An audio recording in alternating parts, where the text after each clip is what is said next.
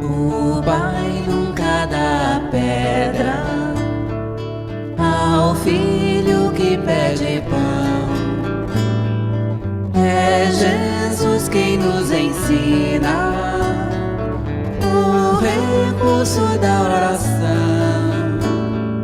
Pai nosso que estás no céu, abençoa o meu coração, que eu aprenda a ser melhor e amar o meu irmão. Oh, oh, oh,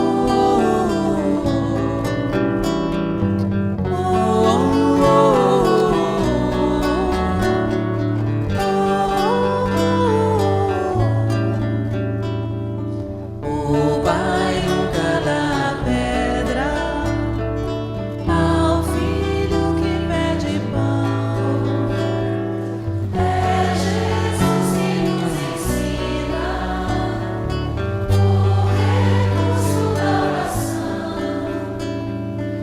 Pai nosso que estás no céu, abençoa o meu coração, que eu aprenda a ser melhor e amar o meu irmão.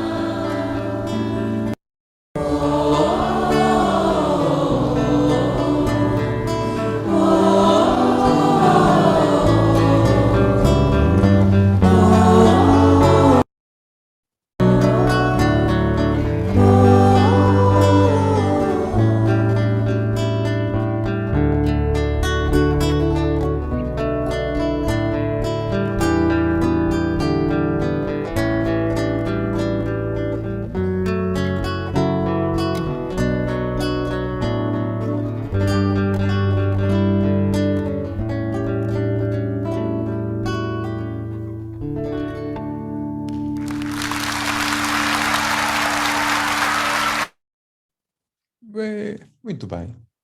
Então, Emília, faz favor de avançares. Boa noite a todos os que chegaram um pouco depois e vamos então à prece. Vamos então elevar o nosso pensamento a Deus. Eu acho que Ele já está elevado com esta música maravilhosa, esta vibração que nos ajuda a conectar com o alto, com o nosso Criador, com esta fonte de luz, fonte de vida, fonte de amor que nos criou, que nos ama. Gratidão, Pai, pela oportunidade de nos reunirmos mais um dia neste estudo do nosso NEP. Gratidão a Jesus por termos a oportunidade de conhecer tudo aquilo que nos vem a ensinar e neste estudo também que estamos agora a realizar, tantas das personagens que conviveram com o Mestre, que o conheceram de perto. Agradecemos profundamente esta oportunidade, agradecemos também a toda a espiritualidade amiga que aqui nos envolve, que nos ajuda, que nos inspira nestes estudos, nestas pesquisas. Gratidão imensa a todos. Pedimos a proteção, que nos protejam, que nos ajudem a estarmos em harmonia, focados no que vai ser aqui lido, vai ser aqui explanado, para que consigamos ser pessoas melhores depois de aprendermos um pouquinho mais com Jesus e com todos aqueles que de alguma forma também aprenderam com ele. E assim, com o coração cheio de gratidão, cheio de alegria por estarmos novamente juntos, vamos dar início ao nosso estudo de hoje, com a paz e o amor de Jesus a envolver-nos. Que assim seja.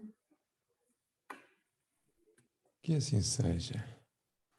Obrigado, Emília. Obrigada. Muito bem. Então, quem é que quer? Alguém tem o Novo Testamento à mão que possa ler? Então, a Sílvia tem? Mais quem? Eu, Então, Patrícia. ok, Patrícia. Então lê lá, Eu também se faz tenho. favor.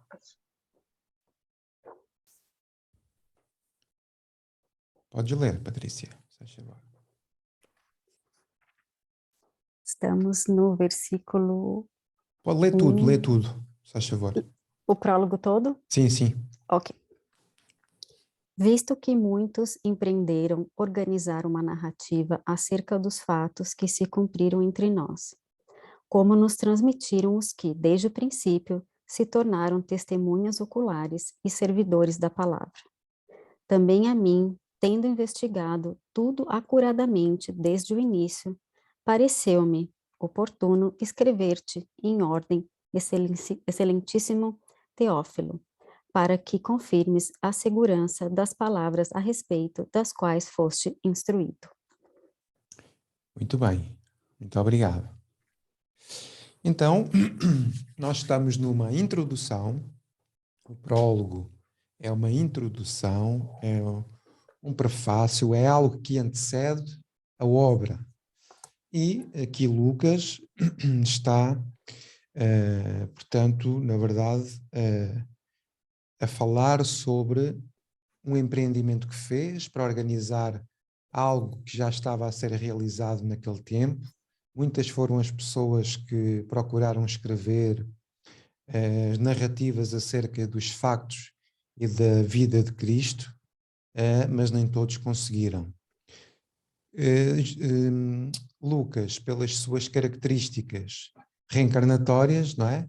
Foi entrar dentro de um tempo e dentro de uma educação, dentro de uma família, que tudo converge para que depois ele se encontre com Paulo de Tarso e, inspirado pelo Paulo de Tarso, possa depois fazer esta obra fantástica que é o Evangelho de Lucas. Nós já estamos a começar a ganhar, não sei quanto a vós, mas já começamos a olhar para o versículo em si de maneira diferente, porque já vamos começando a compreender um pouco mais. No início fica tudo muito turvo, mas agora, depois já destes estudos que fomos fazendo, fica mais claro, e aqui a transmissão do conhecimento, da vivência, da experiência que estas personagens tiveram com o Cristo, vem para nós, porque na verdade todos nós temos uma experiência individual com Cristo.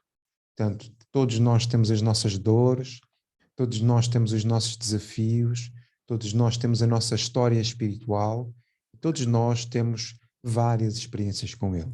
E esta é mais uma experiência que vamos ter com Ele, que se pretende que seja mais profunda, porque à medida que vamos entrando no conhecimento de quem é e da proposta que Jesus tem para nós, nós também vamos mergulhar em nós mesmos. Então, na verdade, é esse o grande objetivo, conhecer o Cristo para nos conhecermos a nós mesmos. Então, vamos ouvir não é? Vamos conhecer quem passou por essa experiência. Ou seja, alguém que pode falar com propriedade, alguém que vem contar e vem trazer um desses pilares para a edificação daquela casa, né? Da edificação do primeiro versículo, da obra que está por construir em cada um de nós. Então, nós estamos, a pouco e pouco, a solidificar estes pilares, a vivê-los. É assim, nós estamos aqui a estudá-los, mas depois vamos vivê-los. E quando há a vivência dos pilares, nós estamos aqui a afundar as bases. E uma vez aprendido, evoluímos para outro patamar. Então, quando é que nós vamos trabalhar, por exemplo, a humildade? Talvez quando possamos ser humilhados. Ninguém gosta de ser humilhado, pois não? Então me vejam, mas para que nós aprendamos as lições é necessária uma vivência. Isso significa que, provavelmente, se ainda não fomos, poderemos ser no futuro. Para quê? Para edificar em nós estes pilares. Eu estou a falar de uma humildade, mas no campo do sentimento, não é? Portanto, isto é muito vasto, é vastíssimo. Ora bem, então, já fizemos a semana passada, já nos apresentaram uma multidão, né? As multidões andam sempre em torno do Cristo, nós também já fazemos uma multidão, não é? Aqui em torno dele, e vamos conhecer os nossos primos direitos, que são as nossas personagens, e assim sendo, vou passar a palavra aqui a Patrícia de Arroio. Faz favor, Patrícia. Obrigada, Felipe. Desculpa, queria pedir desculpa a confusão com o meu personagem aí, que começou com o Tiago Maior, depois foi para o Tudo Tiago bem. Menor. Obrigada, Marta, pela correção lá. E, pois bem, Tiago Menor, né? Por que que eu cheguei nele? Cheguei nele através da lição da Boa Nova, capítulo 6, que é fidelidade a Deus, né? Por conta dessas palavras aí do segundo versículo, né, de testemunhas oculares e servidores da palavra. Uhum. Então, para a gente, acho que tá nessa posição, né, a gente precisa ter um mínimo de fidelidade ao Pai, às suas, né, às suas lições, aos seus ensinamentos. Então, eu fui lendo a história e ele é o primeiro personagem que aparece e, né, claro, como nada é por acaso, ele era chamado de Tiago Menor, porque tinha, né, provavelmente uma estatura não muito alta, né, um pouco mais baixa que o outro Tiago e talvez um pouco mais jovem, né, e aqui estou eu nessa posição um pouquinho mais baixa nessa existência. Então já houve essa identificação também. E essa lição, né, do Boa Nova, Jesus diz, né, no início que a fidelidade é a primeira virtude, né, que nós temos que solidificar em nós para poder seguir o Pai. Então, esse pilar aí que o Felipe colocou para nós, para a gente ir estruturando. E o Tiago, ele era muito questionador, né, sobre as colocações e sobre as lições do mestre. Então, ele sempre indagava muito e Jesus coloca para ele que sempre há um preço, né, correspondente na obra do Pai, né? Então, a gente irá receber, né, a nossa parcela, mas a gente quer receber aqui, e não é aqui que iremos receber. Então, ainda duvidamos muito, e Tiago tinha muito essa dúvida, né, que a gente ainda leva no nosso coração, se realmente é isso, né, se somos esses seres espirituais, se temos realmente esse papel na obra da criação, se somos co-criadores, se temos né, essa importância nessa grande obra do universo. E também relembra para ele, né, que nem todos estão prontos, né, para compreender essa verdade ao mesmo tempo. Então, a gente, né, também nesse estudo, a gente vai pouco a pouco, né, cada um vai aprofundando um pouquinho mais, vai compreendendo um pouquinho melhor o que chega aquela mensagem no seu coração para poder viver, como o Felipe colocou, né?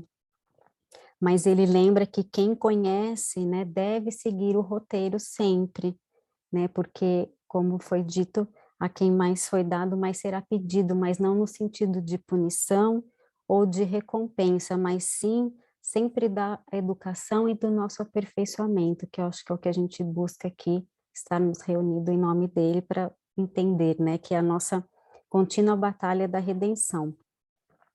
Então, vou pegar aqui um trechinho que o Saulo resume aqui no Evangelho por Emmanuel, né? Nas Cartas Universais e Apocalipse, falando um pouquinho de Tiago, um plágio do bem aqui. Então, ele não é muito citado, né, nos evangelhos. A gente realmente só sabe nos evangelhos o nome dele, né, e algumas referências que talvez possa ser irmão de Levi, né, de Mateus, Amélia Rodrigues que cita isso, e de Judas Tadeu, né, ele era também chamado Tiago o Moço. Então, seriam filhos do ex-publicano, né, Alfeu e Maria de Cleófas. Também todos nazarenos, né? Então, seriam como primos muito afetuosos ali, próximos do Cristo. E aí, o Saulo coloca aqui, né, que Emmanuel, na obra Paulo Estevão, informa que é Tiago, né, quem permanece na igreja de Jerusalém e possui um importante papel naquela comunidade, né, para que aquela comunidade permanecesse unida e não se desfizesse, né. Ele tem ali um perfil no início um pouco mais apagado, um pouco mais de bastidores, né. Ele nunca mostrou assim que buscava reconhecimento, mas era muito determinado, muito forte, e era também, né, aqui a Amélia Rodrigues cita, muito versado nas escrituras, por isso era muito questionador, né? Ele era muito fiel aos textos de Moisés, né? E também não se preocupava muito com a vida além, né, do corpo, sabendo somente que após a morte os bons seriam recompensados, enquanto os maus seriam punidos, o que lhe bastava ao entendimento. Então, a visão nova em torno da espiritualidade o surpreendia, por isso ele era muito questionador.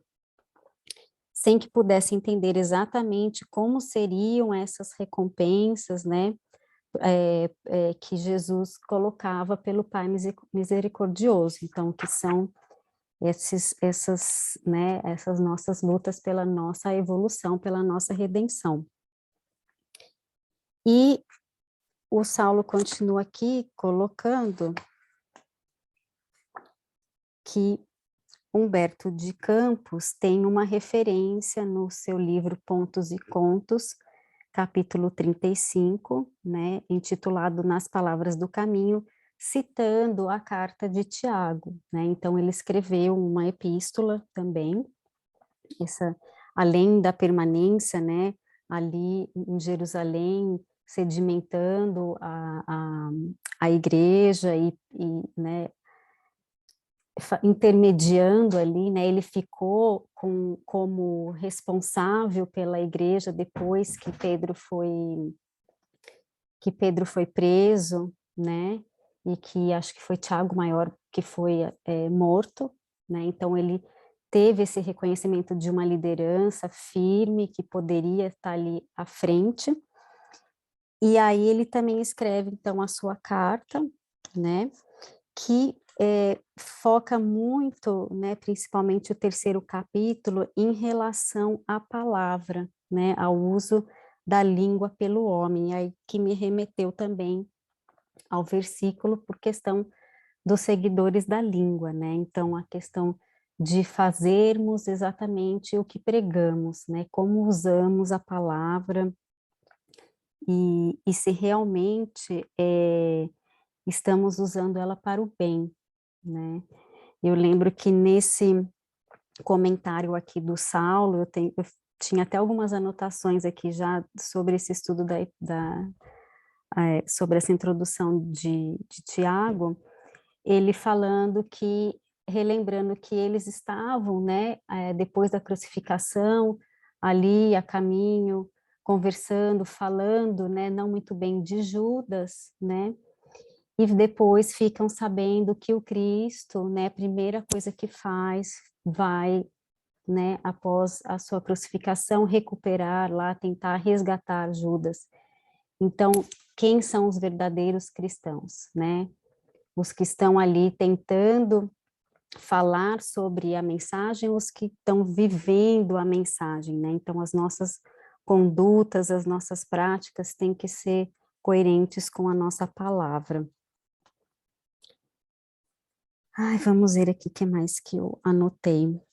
Então, ele tinha, né, esse grande conflito, né, dentro dele também, que diz aqui Humberto de Campos no Boa Nova, porque ele questiona, né, por que tanto sacrifício, por que para seguir a Boa Nova era necessário tanto sacrifício, aí que Jesus coloca que a fidelidade é a primeira virtude, né, e então ele estava sempre, né, muito preocupado em preservar mais o Pentateuco, né, que ele tinha toda essa base, e entrava muito em conflito, né,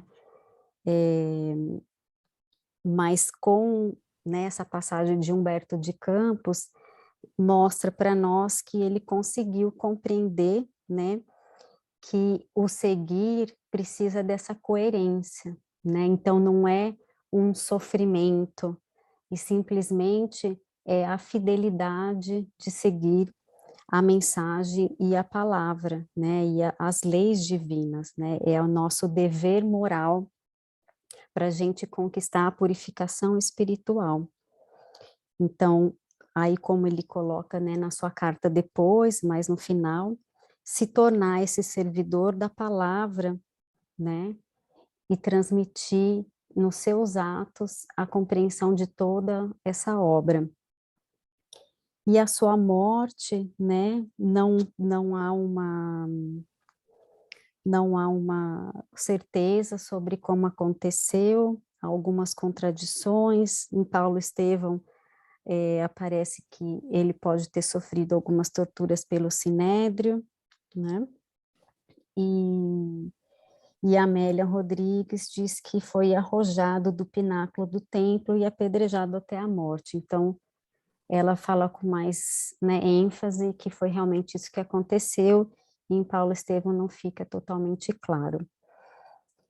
Então, assim, é um personagem muito, muito interessante, né, que questionou muito o mestre, né, sempre estava ali presente e que sabia muito também, né, da lei mosaica, então ficou naquele conflito com a mensagem nova que chegava, né, por que que tinha que ter esse sofrimento, se os bons seriam, né, pela lei mosaica, como fala Amélia Rodrigues, recompensados depois, e ao final ele compreendeu, e eu acho que é o que nós estamos aqui, né, buscando, e pouco a pouco, dia a dia, com os estudos, praticando, tentando, né, ser esse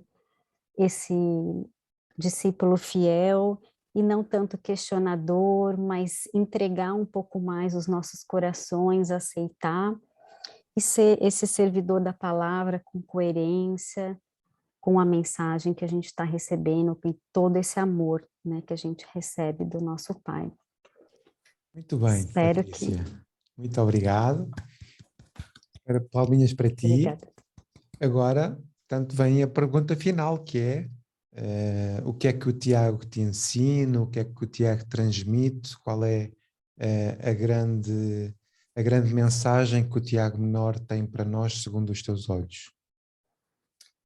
Para mim, ficou essa mensagem, né, de que temos que ser coerentes com o que estamos aprendendo e o que vamos viver e o que vamos falar, né? Não podemos simplesmente estar aqui em torno da palavra do mestre, como eles estavam lá presencialmente em torno do mestre, e, claro, viviam em conflitos, como ele vivia, né? Ele era fiel a uma lei anterior, e a gente tem toda essa bagagem anterior na nossa, né, na nossa bagagem espiritual. Então, que a gente possa, pouco a pouco, ir se abrindo, né, e se entregando e confiando mais, que essas são as verdades, né, universais, e confiar no fluxo, né, de virtuoso do universo que o Pai nos proporciona com o seu amor e com o seu trabalho, né, permanente, e que a gente possa também entrar junto com ele nessa seara, né, com coerência e com fidelidade. A fidelidade acho que ainda é um grande desafio, pelo menos para mim, né, você Coerência e manter ali. fidelidade. Obrigado, Patrícia. Muito bem. Reparem que nós, o facto de estarmos a estudar a obra, também estamos a ser testemunhas oculares. Porquê? Porque lemos, interpretamos e espera-se que depois de testemunhas oculares sejamos servidores da palavra. Curioso. Muito bem, então a Leia fez aqui um pedido para ser já a seguir. Vamos dar aqui prioridade à Leia e depois seguimos aqui a nossa escala, está bem? Então, se tiver alguém que tenha necessidade, eu fiz essa solicitação porque eu não sei quando que eu vou ter que interromper. Pois, exato, mas como a Leia tem assim algumas limitações, vamos aproveitar já a sua explanação e depois seguimos, está bem? A palavra é sua, Leia. Quem é que é? É Simão Sirineu. E Simão Sirineu, muito bem. Exatamente. Bom, antes de falar qualquer coisa sobre esse personagem, eu vou colocar por que eu escolhi. Quando eu iniciei na doutrina espírita e passei por um atendimento fraterno, o primeiro livro que me foi indicado para leitura foi em função de uma série de questões minhas que eu estava trazendo, e em função desse atendimento fraterno, o livro que foi indicado foi o livro de Amélia Rodrigues, Quando Voltar à Primavera. E eu confesso que naquela ocasião eu li o livro e eu tinha coisas que eu simplesmente eu não entendia, mas eu prossegui na leitura até o final. E o que me chamou muito atenção e até hoje me chama muita atenção é essa vivência de Simão Sirineu. Por quê? Fora a questão de contextualizar o que é contextualizar geograficamente o local e tudo, o que me traz, o que sempre me prendeu a esse personagem é o fato desse contato que ele teve tão privilegiado com Jesus, num momento de tanto sofrimento, num momento final, enquanto aqui no planeta Terra, antes de todo esse processo de ressurreição, enfim, tudo que a gente já aprendeu. Mas essa intimidade em poder dividir, aquela dor e sentir aquela dor. E isso sempre me chamou muita atenção, porque era um personagem praticamente obscuro dentro não é um personagem que se fale muito, mas é um personagem que nos traz muitos ensinamentos. E a Amélia Rodrigues, nesse livro, no capítulo 17, eu não vou ler o capítulo todo, mas só alguns trechos para poder... Eu não vou nem colocar a parte geográfica para não tomar o tempo dos próximos, né? E o que acontece ali? Jesus já está a caminho, carregando aquela cruz, a caminho do Gólgota, e o centurião que o açoitava, vendo que as forças físicas estavam sendo exauridas, né, de Jesus, ele vê um homem que se destaca meio que, apesar de distante ali do fato, ele se destaca pela sua musculatura, porque senão era um lavrador, era um agricultor. E ele tinha braços fortes, pelo menos é como é descrito. E esse centurião o chama para carregar a cruz. A cruz pesava em torno de uns 70 quilos, mais ou menos, 70 a 90 quilos, né? E essa passagem de Simão Cirineu, ela é mencionada tanto por Mateus, por Marcos, por Lucas, até mesmo por João, porque faz parte do martírio e da crucificação. É nesse momento em que ele aparece nos evangelhos, né? E aí eu vou ler umas coisas aqui da Maria Rodrigues, que ela diz assim: o convocado, que no caso é o Simão Cirineu, parece que até se rejubila interiormente. Submisso, curva-se, oferece o ombro e auxilia o estranho. A cruz se ergue mais leve. Jesus dirige um olhar de profundo amor. Desculpa. Lampeja lucilar de ternura e de gratidão que penetra o benfeitor inesperado e fala o tremer de emoção desconhecida. Pai de 2 jovens, Rufo e Alexandre, Simão pensa nos filhos e apieda-se dos pais do condenado, umedecendo os olhos. Estranha voz balbucia no seu coração uma cantilena de esperança. Tem a impressão de que o homem lhe devassa o pensamento e responde às inquirições que lhe brotam na alma espontâneas. As lágrimas se misturam ao suor que molha o rosto queimado, coberto de pó. Viera do campo, sendo surpreendido pela alucinação da intolerância e do ódio. Claro que ouvira falar de Jesus, conhecia-o, admirava-o à distância. Agora, porém, o amava. O amor é um sentimento veloz, toma do coração e reina absoluto. Dar-lhe-ia a vida se fosse necessário, pensou.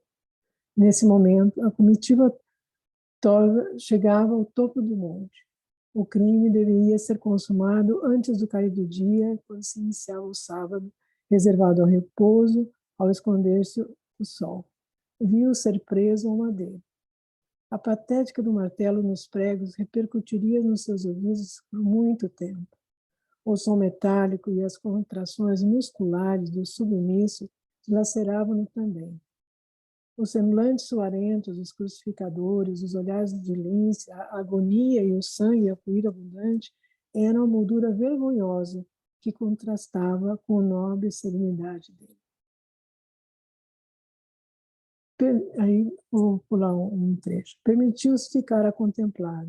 Percebeu as mulheres que choravam e participou intimamente daquela dor honesta e corajosa. Era assim o estoicismo feminino que se lhe fazia solidário quando todos os abandonaram. Quedou-se ali, petrificado, a meditar até o seu último hausto. Jamais o esqueceria. Volveu ao lar e penetrou-se do Espírito de Jesus. Buscou mais tarde os seus discípulos, ouviu-lhes as narrativas tardias e luminosas, passando a segui-los e fazendo que seus filhos convertessem àquele incomparável amor. Simão Cirineu é o testemunho da solidariedade que o mundo nos solicita até hoje. É o símbolo e ação de bondade. Imortaliza-se e libera-se da timidez, da escravidão a que se julgou, crescendo no rumo do infinito. 500 metros era a distância percorrida entre o local do julgamento arbitrário e o cume do Monte da Caveira. Em curta distância, a impiedade, a zombaria são grandes. Também os testemunhos da solidariedade fraternal fez-se enorme. Todos encontraremos pelo caminho da aflição os sirineus em nome e em honra de Jesus. A seu turno, devemos tornar-nos novos homens de Cirene e ajudar os que passam sobrecarregados, aguardando e esperando socorro. Fantástico. Enfim, Muito isso aí para obrigado. mim diz tudo. Muito obrigado, Lê. Obrigada a vocês por me ouvir. Quando nós nos aproximamos dele e quando nós partilhamos a cruz com ele e o aliviamos,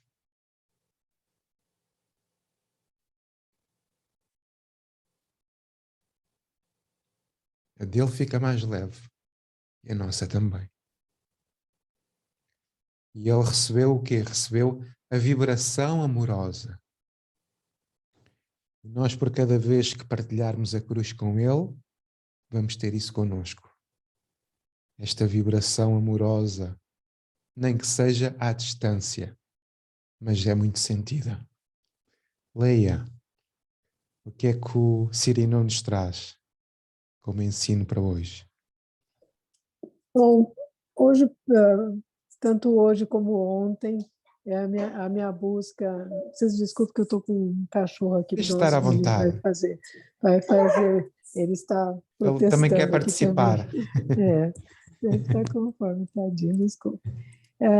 Mas o que me traz é o seguinte, é essa, não só a solidariedade, mas o que eu preciso me conhecer para poder me transformar, para poder seguir nessa caminhada aí de evolução e também a questão da simplicidade e do anonimato, principalmente o anonimato, porque a gente às vezes tem uma tendência que vem das nossas mazelas, né, de querer sobressair a vaidade e tal, mas a humildade e o anonimato, eu acho que são as duas principais coisas. Muito bem. Muito obrigado, Leia. Obrigada a vocês e desculpe aí pelos Nada. latidos aqui, eu acho que ele está agitado aqui com a Também. Cirinel. Muito bem. Muito bem. Ok, então agora seguimos com a Emília. Ora, cá estou eu. Ora bem, então nós vamos conhecer agora melhor Nicodemos. Nicodemos viveu no século I, era fariseu e foi contemporâneo de Jesus Cristo. Nakidmon Ben Gurion é mencionado no Talmud e tudo leva a crer que se trata de Nicodemos, aquele que é mencionado no Evangelho de João, nos capítulos 3, 7 e 19. Segundo o Talmud, Nicodemos foi um homem de grandes posses, era filho de família rica e teve a possibilidade de estudar e se formar, um doutor da lei. Na altura em que Jesus pregava, Nicodemos era chefe, o dirigente do Sinédrio, que era um género de parlamento, vamos assim, como nós conhecemos hoje. Era onde os judeus se reuniam em Jerusalém e tomavam decisões importantes. Nicodemos era uma pessoa muito respeitada e bondosa. Conta-se que ele mandou construir 12 fontes de água no caminho das peregrinações, para matar a sede aos peregrinos que se dirigiam a Jerusalém pelo menos 3 vezes por ano para as festas e cultos da época. Conta-se também que ele, juntamente com outro homem rico, tinham armazéns com produtos alimentares para sustentar os habitantes de Jerusalém durante 20 anos, ou seja, durante o cerco romano.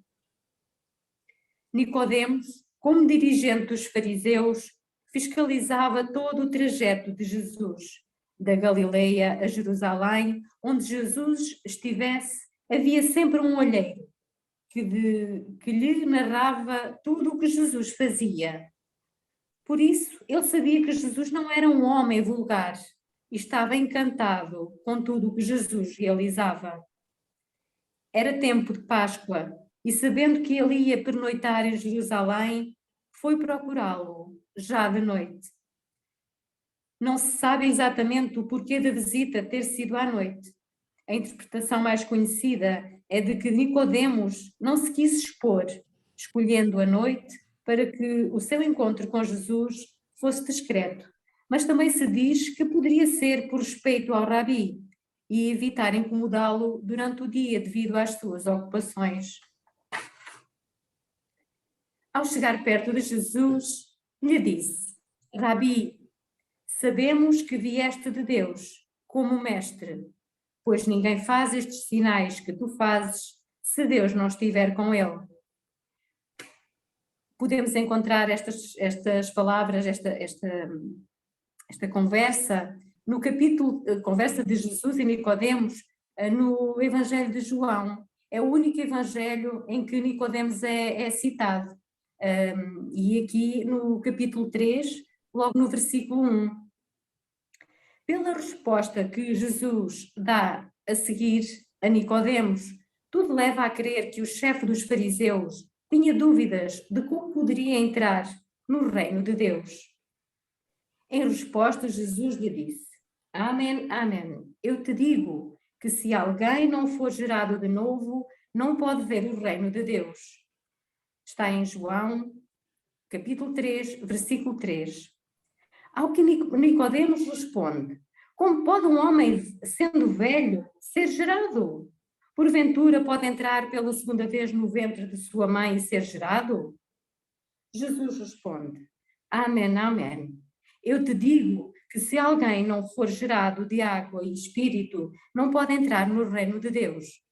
O que for gerado da carne é carne, e o que for gerado do espírito é espírito. Nicodemos fica admirado com a resposta de Jesus. E o rabi lhe diz: Tu és mestre de Israel e não sabes estas coisas?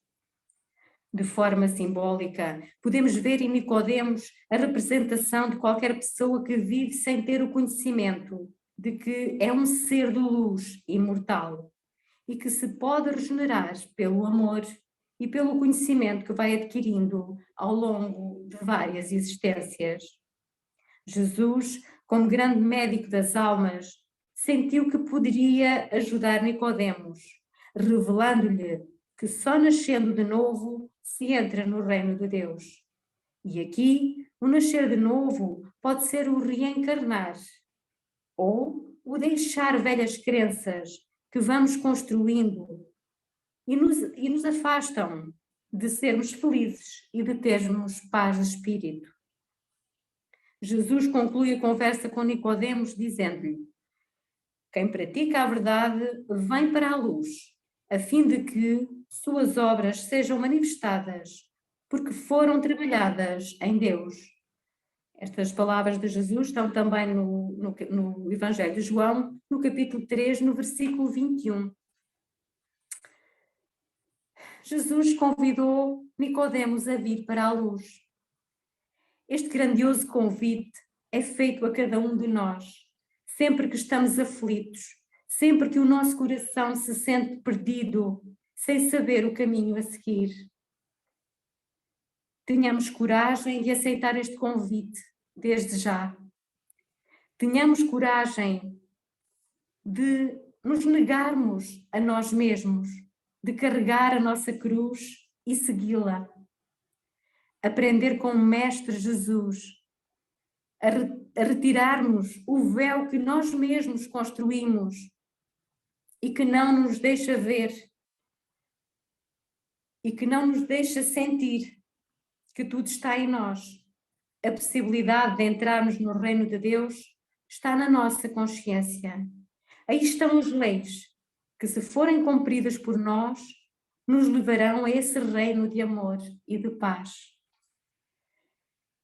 Nicodemos estava profundamente tocado pela sabedoria daquele rabi e, sabendo da intenção da maioria dos membros do Sinédrio em acusar Jesus para o levar à condenação da crucificação, vai indignado interrogar o grupo, dizendo: acaso a nossa lei julga um homem sem antes ouvi-lo e saber o que fez? Encontramos esta fala de Nicodemos no Evangelho de João, no capítulo 7, versículo 52. Em resposta, os fariseus lhe disseram: porventura tu és da Galileia? Examinai e vede que não se levanta profeta da Galileia. E cada um foi para a sua casa. Eles não entendiam como podia vir um profeta de gente tão humilde e sem conhecimentos, de gente ignorante das leis da Torá. Nicodemos não conseguiu convencer os restantes doutores da lei e Jesus acabou por ser condenado e crucificado. Naquela triste sexta-feira, Nicodemos foi encontrado por José de Arimateia aos pés da cruz, com um lençol de linho, aloés e mirra, para untar o corpo de Jesus antes de ser sepultado, como era hábito dos judeus. Nicodemos olha nos olhos de José de Arimateia e lhe diz: este homem era um justo, não merecia ser agredido e morto desta forma. Ele é um ser puro. Nicodemos demonstrou coragem e amor pelo Mestre Jesus com esta atitude. Começava o seu caminho para a luz, deixando de lado hábitos e costumes que não lhe traziam paz de espírito. Aqui estes hábitos, estes costumes, eu fui pesquisar ao Google, foi onde eu fiz a minha pesquisa, e aqui eu pude perceber que à sexta-feira os judeus, a partir ali das 4 da tarde, já não circulavam na rua, o comércio fechava, e eles recolhiam-se em casa com as famílias, recolhiam-se nas sinagogas com os seus grupos que eram, pronto, que estavam afinizados, para começarem a fazer a ceia da noite de sexta-feira, porque ela antecedia o Shabat, que para eles era um dia sagrado de descanso. E nesta altura, não só eles comemoravam a noite antes do Shabat, como também era a altura de Páscoa. E José de Arimateia ficou completamente admirado de ver ali Nicodemos, porque ele devia estar com a família ou devia estar com os outros fariseus, mas não estava, porque Nicodemos não se sentiu confortável, não se sentiu bem naquela festa, naquela comemoração. Para ele aquilo não estava a dizer nada, ele sentia-se muito mal com o que tinha acontecido a um homem que ele considerava puro, que era um homem bom. Tinha sido uma grande injustiça. E ele aqui seguiu o seu coração e foi até ao Rabi, e foi até Jesus, para poder ali prestar-lhe uma última homenagem e levar-lhe o aloés. Naquela altura eram produtos muito caros, mas como ele também era uma pessoa rica, conseguiu adquiri-los e levou mirra e aquele lençol de linho, que era um carinho que ele ia fazer ao Mestre Jesus. Então aqui dizia, Nicodemos quebrou muitas regras para estar ali, mas também ele fez o que o seu coração sentiu. Há quem diga que Nicodemos foi expulso do Sinédrio, mas não se sabe ao certo o que realmente aconteceu na sua vida a seguir. Também lhe é atribuído o Evangelho apócrifo, outrora chamado de Atos de Pilatos, mas não se tem a certeza. E eu revejo-me muito em Nicodemos na necessidade de aprender sobre si mesmo. Tudo leva a crer que ele fez esta pergunta a Jesus: como atingir o reino de Deus, como entrar no reino de Deus? Pela resposta que Jesus lhe dá, e isso faz crer que ele sentia necessidade de saber mais de como havia de agir para também poder entrar nesse reino de Deus. Revejo-me também na necessidade de ser justa, de não colaborar com injustiças, na necessidade de conhecer e entender o outro por mim própria e não por aquilo que me dizem. Porque tudo aquilo que os outros fariseus diziam de Jesus não ia de encontro àquilo que Nicodemos sentia, porque os outros fariseus acabavam por ter um pouco de ciúmes e de medo que ele também viesse tirar ali o lugar a algum deles. E eu aqui revejo muito, porque na minha caminhada sinto esta necessidade, não é para aquilo que eu ouço do outro, mas é para aquilo que eu vivencio e com o outro que eu vou sentir por ele aquilo que ele me transmite. Sinto também afinidade com Nicodemos pela vontade de ajudar o próximo, pelo encanto que ele sentia com os ensinamentos do Mestre Jesus. E escrevi aqui, acho que o Filipe me vai perguntar, mas eu aprendi com a minha personagem que devemos sempre seguir a nossa consciência, o que a nossa consciência nos diz, mesmo que esteja tudo contra nós. cada um está no seu patamar de evolução e é normal que hajam opiniões e sentimentos diferentes. Tenhamos a fé e a coragem que Nicodemos teve. Que assim seja. Que assim seja. Muito bem, Emília. Obrigada. Como vimos, há muitos corações bons. E, curiosamente, aqueles que ainda não estão, tornam-se. Exatamente. E com Jesus é sempre assim. Os que ainda não estão vão se tornar. E os que já estão, continuam a trabalhar. É tão bonito ver, porque isto somos nós, não é? Ver uma pressão social para dizer mata, não é? E ele, no seu íntimo, foi tocado. Então, sai da sua família, vai procurar, o amor, não é? É o amor. Exatamente. Muito bem, obrigado, Emília. Então, Obrigada pela oportunidade. é tão bonito ver, até fala de coisas culturais, sim senhor. Jesus, o que tu quiseste fazer. Tão bem, e tão bem. Maria José Orada, faz favor. Olha lá, a dona Fernanda Malva estava a dizer que precisava apresentar o trabalho. Sim, Ela, mas se ela quer ela, apresentar. estamos a seguir. É? Pronto. Queria facilitar. Senhora. Tá bom. Olha, eu vou falar de Maria de Madalena, ou Maria de Magdala. Muito bem. Foi uma personagem que apareceu na época dos festejos na cidade de Magdala. Ninguém conhecia a sua origem e, entretanto, ela era uma cidade muito rica e era uma cidade de pescadores, onde havia palácios e onde ela se instalou e recebia os romanos e alguns senhores de grande estatuto, comerciantes e outro. Ela dava só privilégio ao luxo de escolher com quem ela queria estar. Era uma mulher muito bonita, de olhos grandes, nostálgicos, cabelos longos, pretos, caídos. Isto é uma forma de a descrever. E ela era procurada no seu palácio, como eu já disse, por estes grandes senhores de alta classe que lhe pagavam em moedas de ouro, joias, prata, perfumes raros, e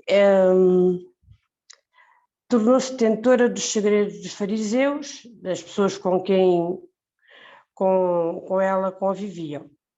Mas uma certa vez ela começou a ouvir falar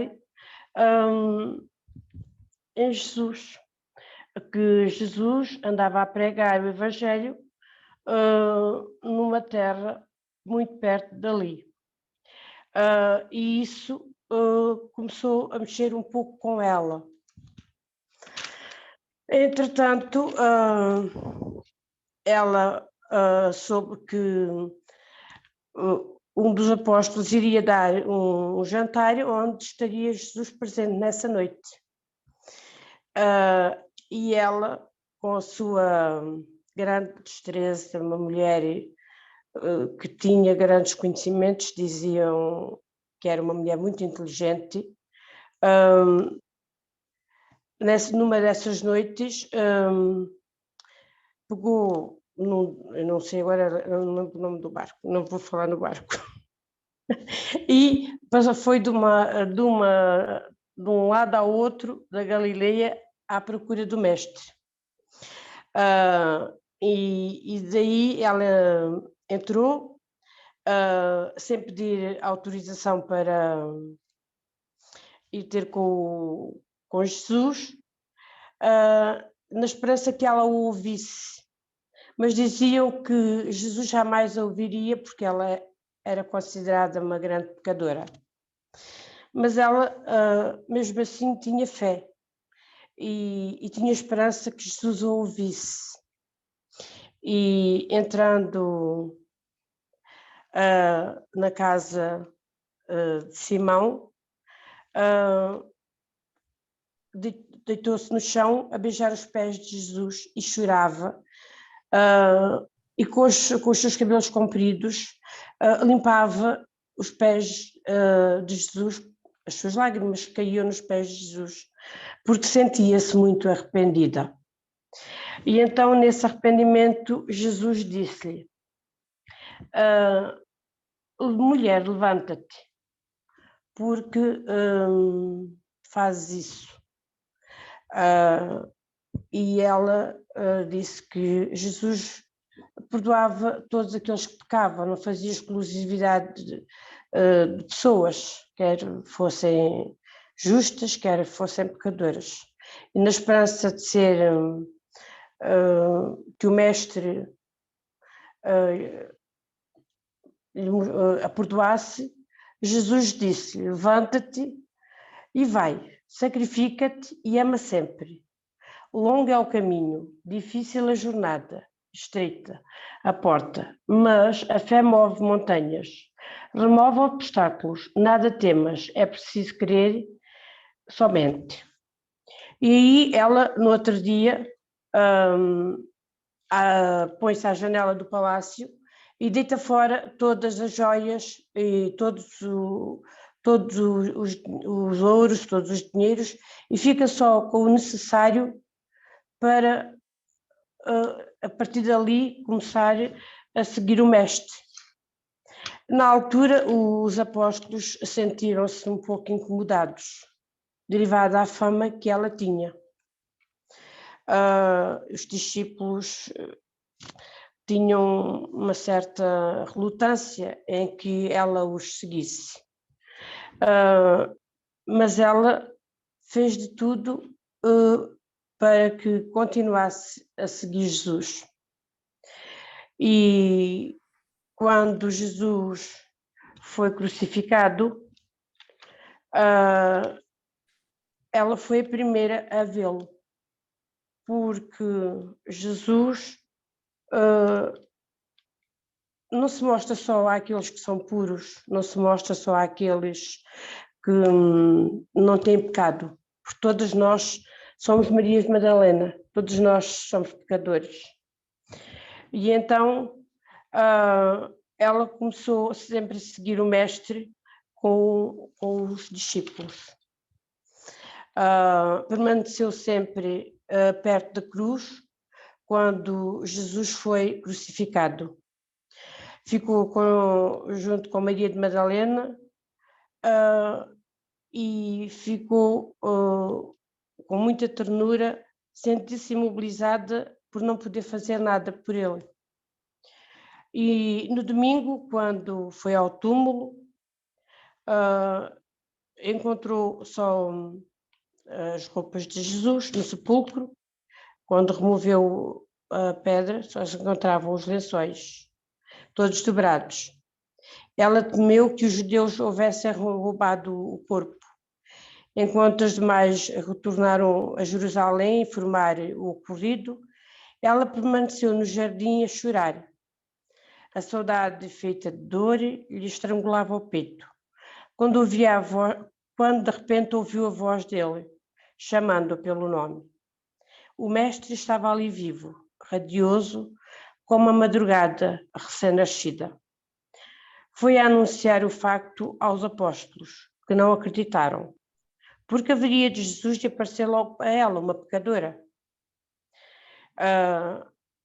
E somente a mãe dele a abraçou e lhe pediu detalhes da ressurreição de Jesus. Os dias que se seguiram foram de muitas saudades e boas recordações. As notícias chegavam doces ao encontro com os jornaleiros dos caminhos e maus de pesca. A comparável a jornada a Betânia. Após 40 dias junto aos 500 discípulos, ela viu ascender lentamente as mãos voltadas para eles. Foi quando Jesus subiu aos céus, luminosa, e desapareceu ante os seus olhos. Desejou então seguir com os seus, mas daí em diante preferiu pregar a boa nova. Ela viveu junto dos leprosos, seguiu a palavra do mestre, juntou-se àqueles que mais precisavam. E numa noite em que as suas dores eram muito profundas, porque depois ela contraiu a lepra, seguiu com eles ao vale de mundos, sentindo que a seiva da vida diminuía em suas veias.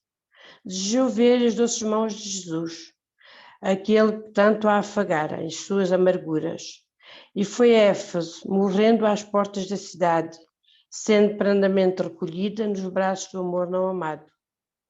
Uma noite atingiram as profundas dores que sentia. Em dado instante, observou-se que o seu peito não mais batia. Maria, no entanto, experimentava uma sensação de alívio. Foi quando viu Jesus aproximar-se, mais belo do que nunca. Seu olhar tinha reflexo do céu e o semblante trazia júbilo indefinível. O mestre estendeu-lhe as mãos a ela e se prostou, exclamando como antigamente. Ela ajoelhou-se e disse: Senhor Jesus.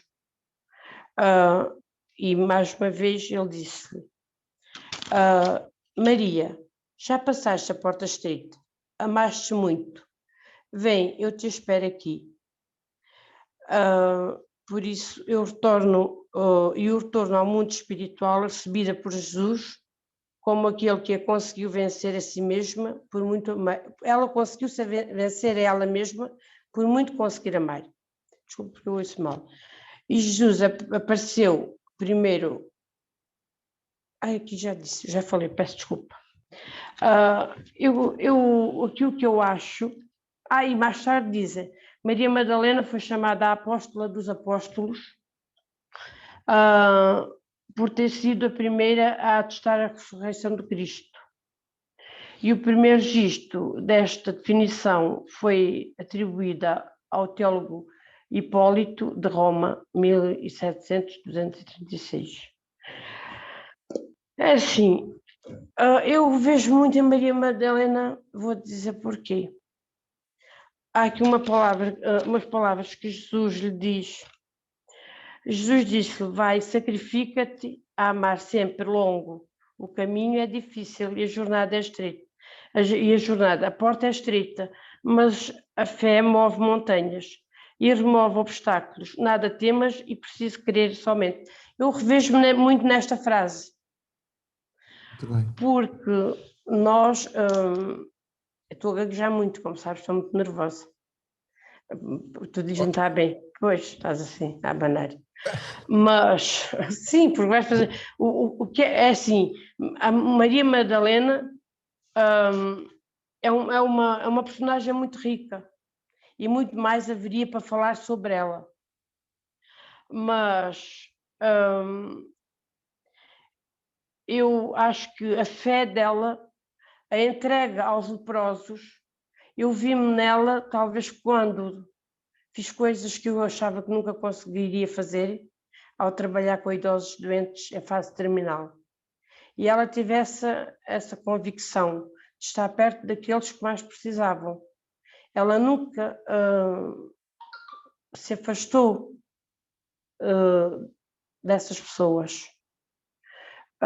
E não é fácil ser Maria Madalena, porque todas nós somos grandes pecadores e todos os dias estamos a aprender e temos que amar muito para que um dia consigamos passar a porta estreita. E nada é fácil. Muito bem, Maria. Ora, isto é muito complicado. Está aqui muito para estudar. ora, se tu és gaga a falar assim, eu nem quero ver quando tu não fores gaga. Estou um bocadinho nervosa.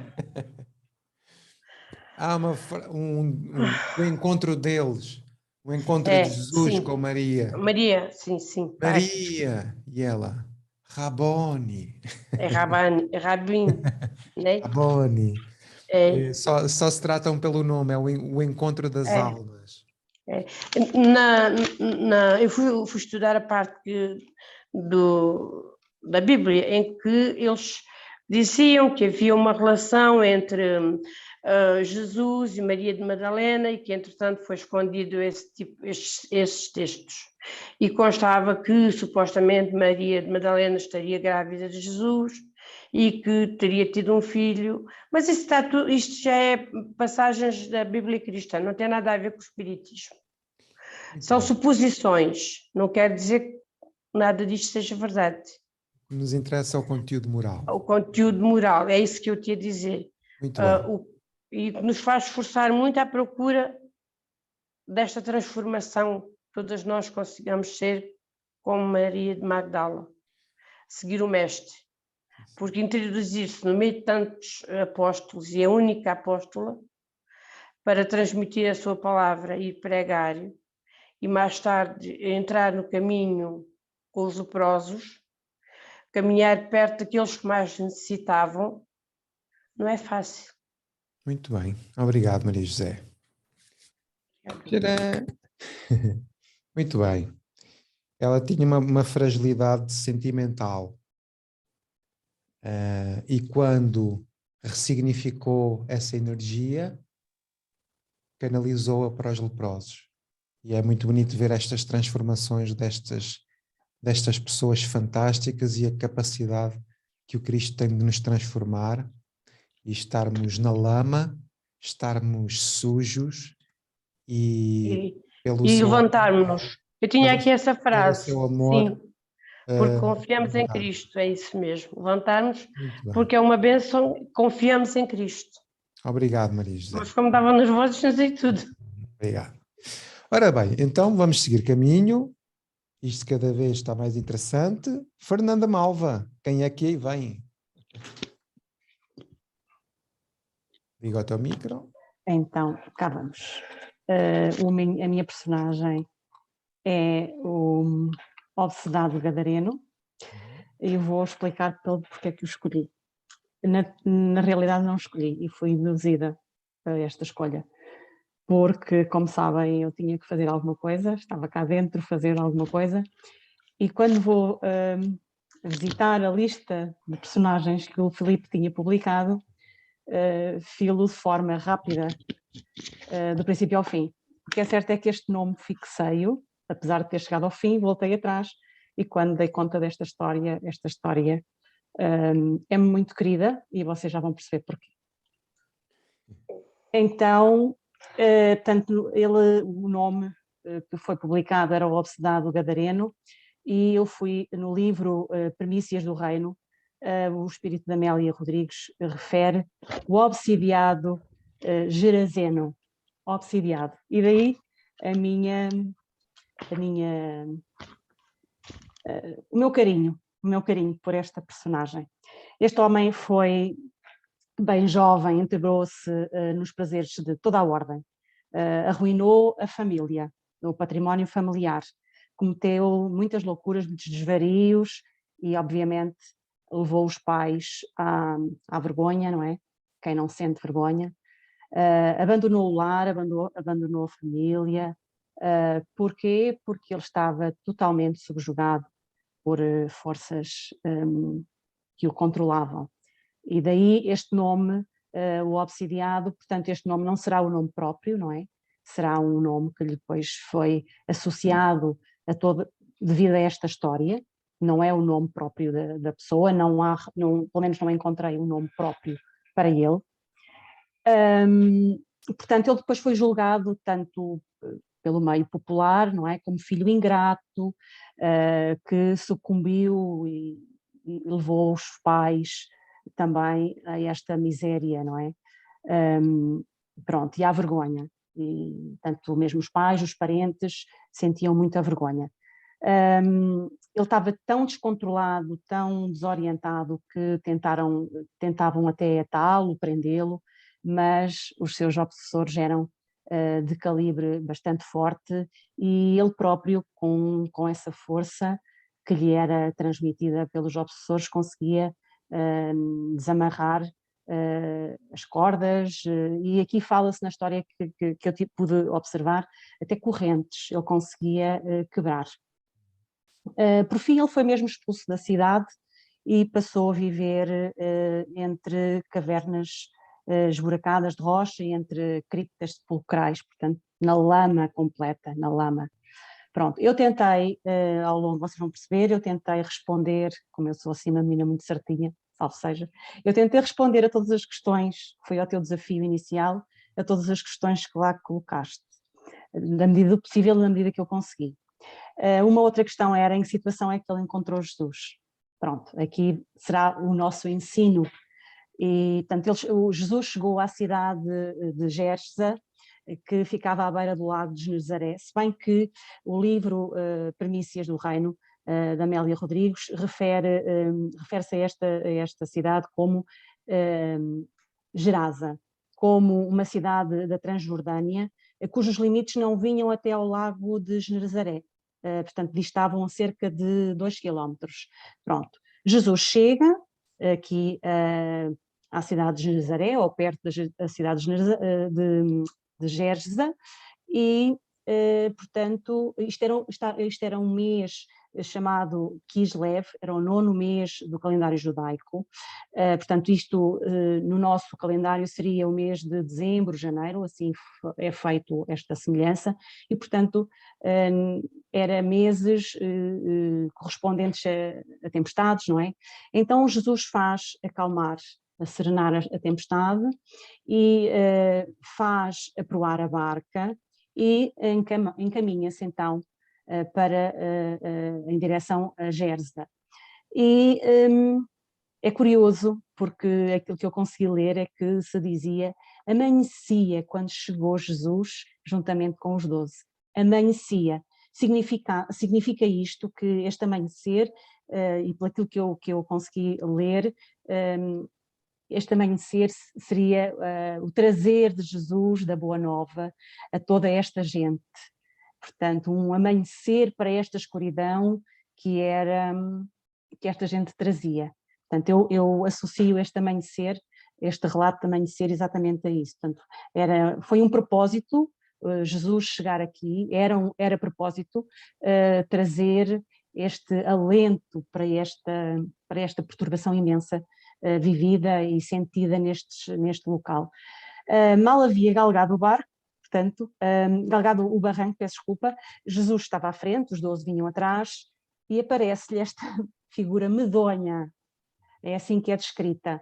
Portanto, o sítio era muito ermo, era onde se cavavam sepulturas, portanto, este homem estava nu, agitava os pulsos e trazia ainda com eles algumas correntes, ainda partidas já, tanto era a agitação. Portanto, ele era como que um fantasma em forma de gente, que de repente parecia ele que tinha despertado para a luz. Com a presença de Jesus, ele ficou estupefacto a olhar para aquele homem. Portanto, e de salto ele vai se erguer, ele ergue-se do sítio onde estava, daquele túmulo, ele estava completamente dominado por espíritos obsessores, não é? Que o maltratavam. Eu não digo aqui, mas para aquilo que eu li, realmente ele trazia com ele mazelas, mesmo no corpo, porque ele batia-se, ele era mesmo subjugado, estava a ser mesmo subjugado. E, portanto, avistando Jesus, ele ergueu os braços, ameaçadores. É o relato que eu consegui ler, ameaçadores, e correu como que se desejasse expulsar daqui Jesus. Ele emanava um som gutural, portanto isto misturava som humano com som de animal, e portanto até aquilo que eu li, até fez estremecer os apóstolos, de tal grosseridade na verbalização. Mas Jesus, com aquele seu amor, com a sua luz, vai ao encontro deste homem, e a primeira pergunta que faz é: quem és? Como se Jesus não soubesse quem era, não é? Quem és? Só que quem fala não é propriamente aquele homem são. Ele fala em nome de uma legião. Legião quem era? Eram a multidão de obsessores que se traziam com ele, não é? Mas Jesus diz, retira-te deste homem. Portanto, perante esta resposta deste homem, não é? Em nome desta legião, Jesus diz, retira-te deste homem. E os espíritos sentem-lhe o poder. E então, vejam só, suplicam, para onde iremos? Para onde iremos? E enquanto ele travava então este diálogo de libertação, ouvem-se grunhidos, um resfolar, misturado de vozes humanas, e incrivelmente relata mesmo no livro de Amélia, é relatado que havia lá uma manada de porcos, porque esta cidade, eles trabalhavam muito com os porcos, e havia uma manada de porcos e de repente desenhou-se ali uma silhueta muito escura, um fundo, e de repente esta manada de porcos cai pelo rochedo. O que é que daqui nós podemos tirar? Portanto, quando Jesus diz retira-te deste homem, o que é que acontece? Os espíritos obsessores acabam por entrar nos porcos, é uma tal confusão que faz com que estes animais acabem por caírem pelo rochedo abaixo. Portanto, de tão atormentado, imaginem só o calibre, vá lá, desta gente tão perturbada. Portanto, daí este homem atormentado sacode-se aos tremores, rola, coitado, ele vê-se ainda muito perturbado, não é, desta confusão toda, fica um pouco semi-inconsciente. Jesus e os apóstolos oram. E o homem que agasalhava esta legião, como se tivesse a despertar de um sono,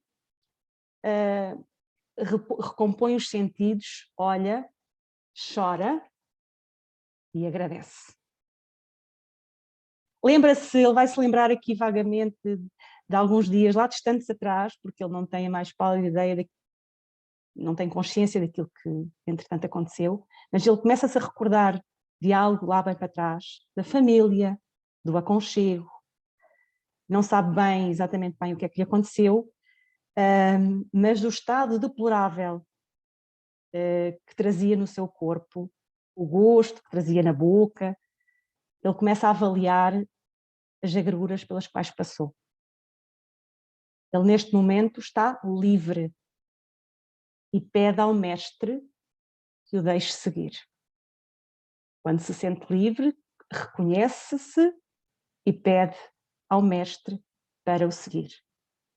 E o mestre diz-lhe, volta para a tua casa e conta quão grandes coisas te fez Jesus.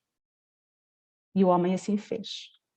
Nos dias que seguiram, ele foi anunciar por onde esteve, a promessa que o Filho do Homem lhe fez, mas os gerazenos, muito revoltados por não terem, e aqui vejam, revoltados por não terem fruído a presença e as dádivas de Jesus, porque eles não tiveram essa oportunidade, cercaram-no às portas da cidade e receberam-no sem consideração nem respeito e acabaram por expulsá-lo. Ele acabou por depois caminhar pelas terras de Decápole, narrando o que Jesus lhe tinha feito, mas de nada valeu. Então é quando ele segue para o outro lado do mar, quando se dá conta de uma multidão que acompanhava as pregações de Jesus e vai se juntar a esta gente, oferecendo as suas mãos e os seus braços aos aflitos, aos combalidos, que necessitam da sua ajuda. e nunca mais se vai afastar dos sofredores, seus irmãos, nossos irmãos, de infortúnio. Vai procurar dar-lhes a fortuna da esperança, como ele mesmo recebeu do Rabi, Jesus. Então, seguiu-o e, deslumbrado e reconhecido pelo que recebera, passou a amar como fora amado, trabalhando, mas também foi estendendo e colocando esta extensão do reino de Deus que Jesus anunciava. E o Filipe pergunta outra questão: quais eram as fragilidades da minha personagem? As fragilidades desta personagem e de todos nós, nomeadamente desta personagem, possuía grandes, no meu entendimento, possuía grandes imperfeições morais, como todos nós, uns mais, outros menos. Estava gravemente obsidiado, ou seja, numa imensa subjugação.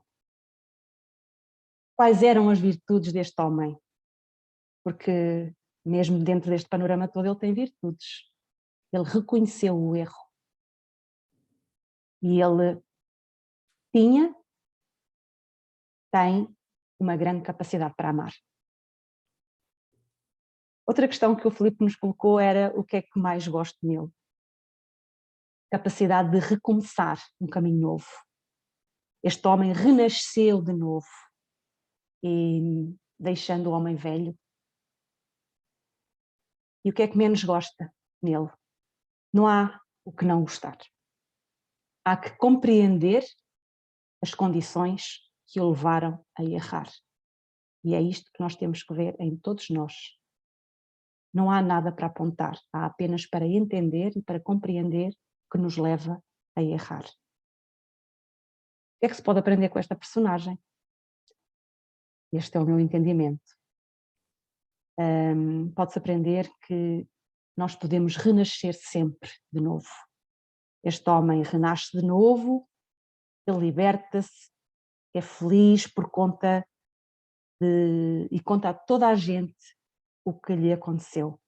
Ele reconhece e passa a auxiliar todos os sofredores, porque ele próprio também o foi. Amado, amou, trabalhando pela implementação do reino de Deus.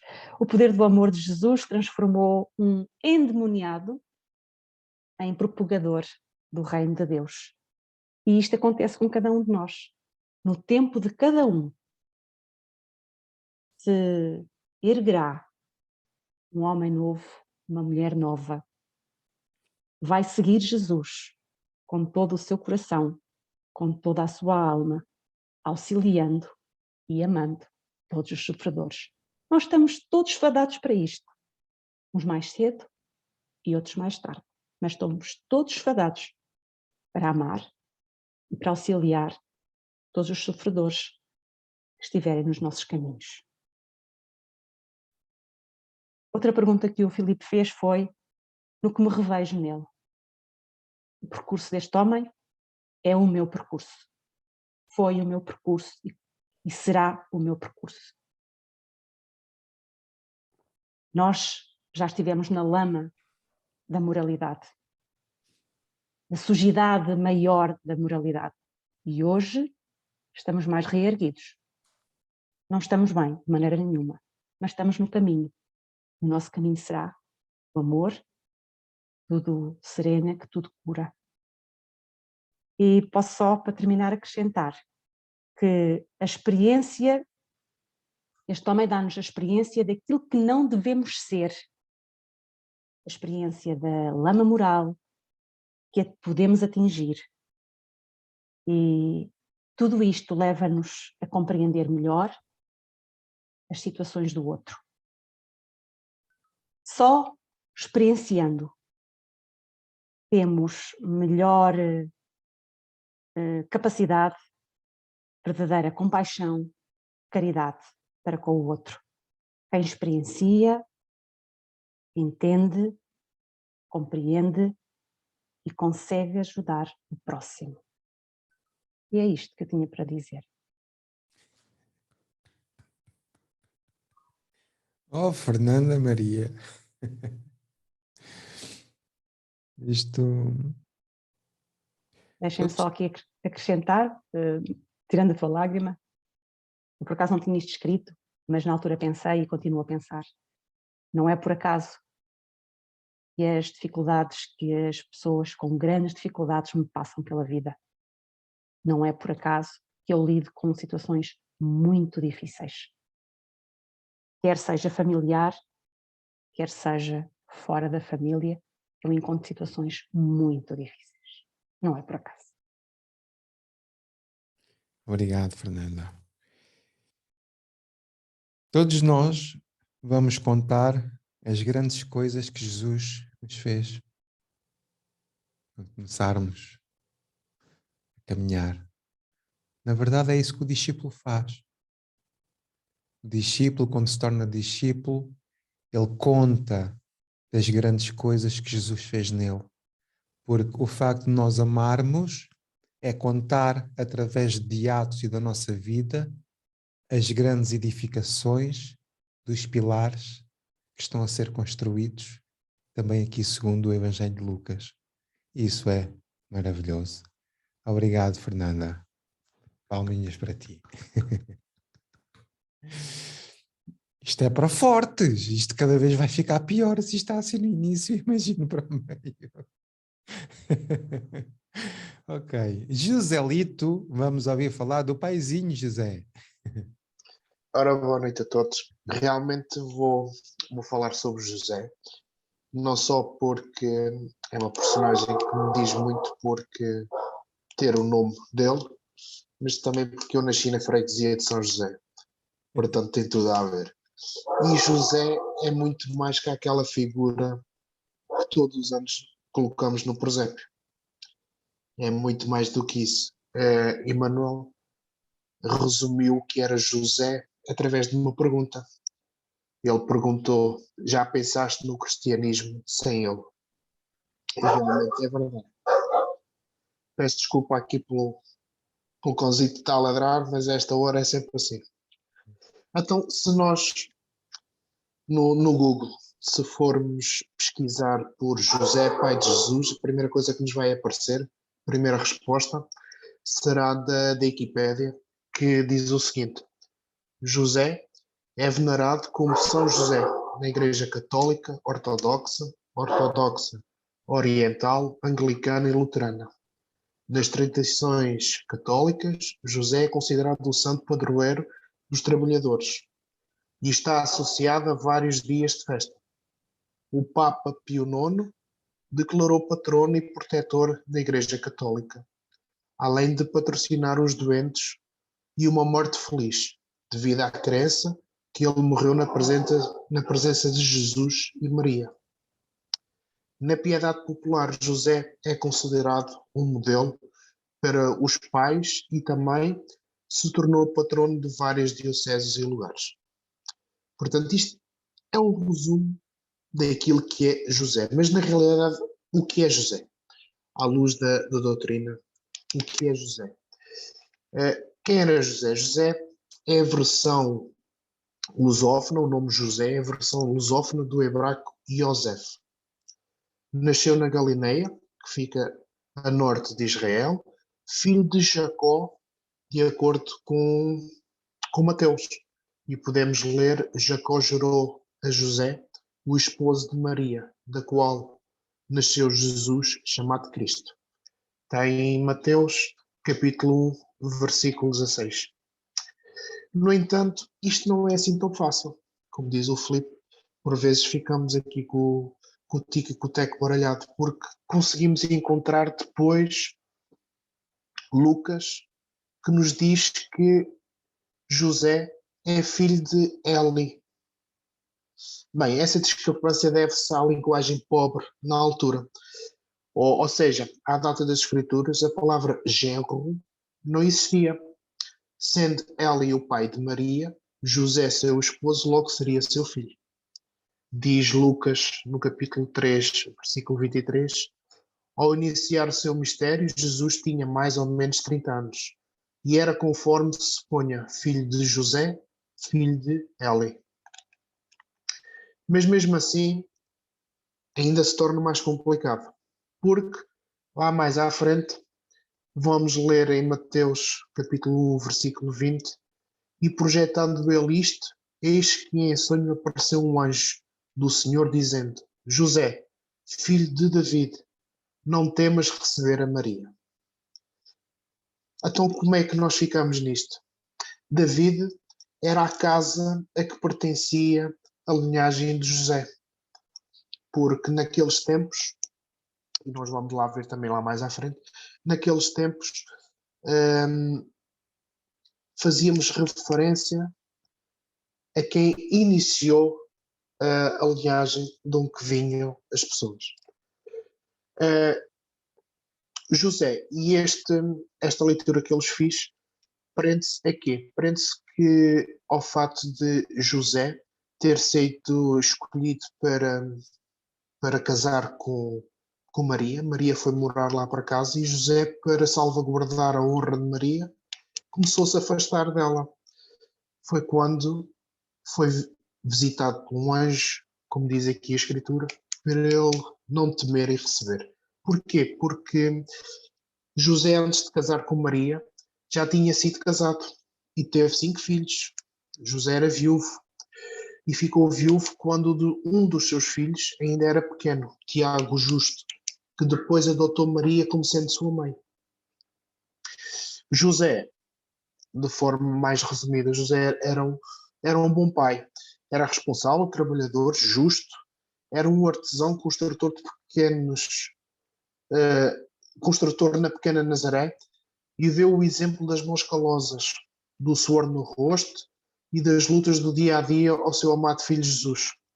Trabalhando como carpinteiro, sustentou a sua família. Um exemplo de chefe de família e de pai. Pela ausência de falas desta personagem nos escritos da época, podemos supor que o José seria um homem da ação, uma pessoa de ouvir e agir, um homem silencioso, sereno, introspectivo. Nós não encontramos José diretamente a falar. Nós aquilo que sabemos é que José trabalhava, era o responsável pelo sustento da família, era um homem da ação. O seu desencargo não está descrito como se não tivesse acontecido. Tudo o que existe são suspeições fundamentadas no estudo da Escritura, que subitamente deixa de fazer menção a esta personagem. Quando Jesus começou a sua vida pública aos 30 anos, muito provavelmente José já tinha desencarnado. A sua presença deixa de ser mencionada depois do 2º capítulo de Lucas. A essa suposição juntamos o fato de que Jesus, ao ser crucificado, confia Maria, sua mãe, ao seu discípulo amado, João, uma preocupação que não fazia sentido se José fosse vivo. Em João, capítulo 19, versículo de 25 a 27, podemos ler: Ora, Jesus, vendo ali sua mãe, e que o discípulo a quem ele amava estava presente, disse à sua mãe: Mulher, eis aí teu filho. Depois disse ao discípulo: Eis aí a tua mãe. E desde aquela hora o discípulo a recebeu em sua casa. Quando falamos em sua casa, não estamos a referir literariamente à sua casa habitação. Estamos a referir à sua família. Em suma, José, o carpinteiro, pai adotivo de Jesus, era um homem humilde, correto, trabalhador, observador da lei de Moisés e um excelente pai de família que amava muito seu filho Jesus. Um espírito certo e evoluído, que aceitou participar na missão de Jesus como seu pai, tutor e guardião. Através de Emmanuel, ou melhor, aqui um excerto de Emmanuel através de Chico Xavier, a ele deve o cristianismo à porta da primeira hora, mas José passou no mundo dentro do divino silêncio de Deus. Para terminar, se me permitirem, vou-vos ler aqui a letra de uma música que encontrei de Roberto Moreira, uma letra que se chama, de uma música que se chama José, que diz o seguinte: teve alguém na história de Belém que a história quase não falou, mas fez também a noite de Natal, foi companheiro, amigo e pai leal.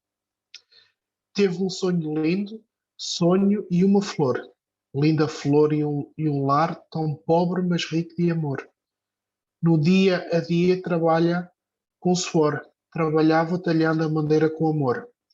De tardezinha voltava para o lar e o aguardavam Jesus e Maria.